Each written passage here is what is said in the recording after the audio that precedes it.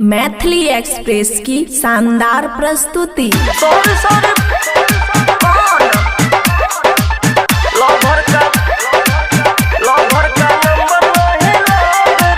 खुशी recording studio बलुआहा।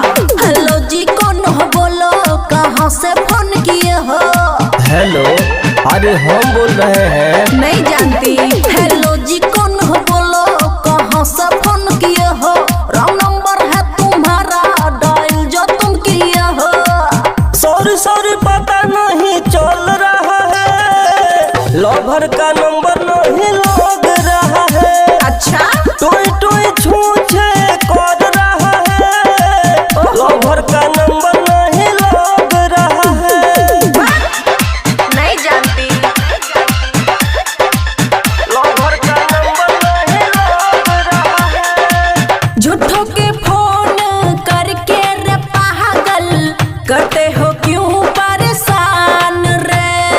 अरे पगली, इसी नंबर से तो बात होता था। झूठ बोलता है, होगा किसी ही का बाबू सोना, करो ना मुझे बदनाम रे।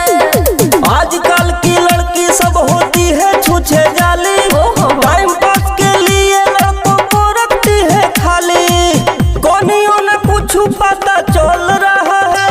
अच्छा, लवर का नंबर नहीं लग रहा है, टोई छूछे कर रहा है, लवर का नंबर नहीं लग रहा है।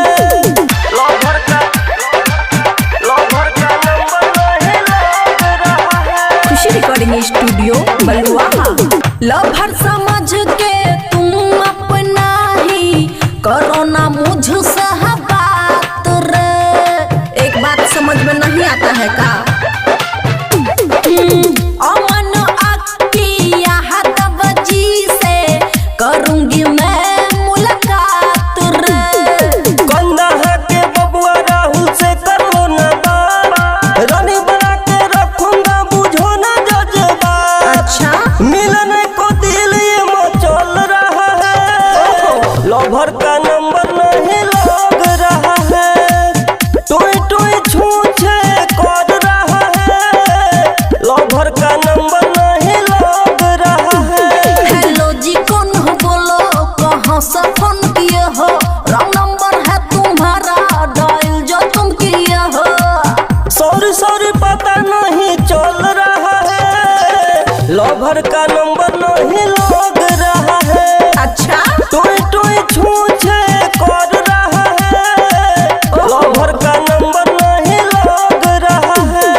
नहीं जानती। Wrong number. Khushi recording studio बलुआहा।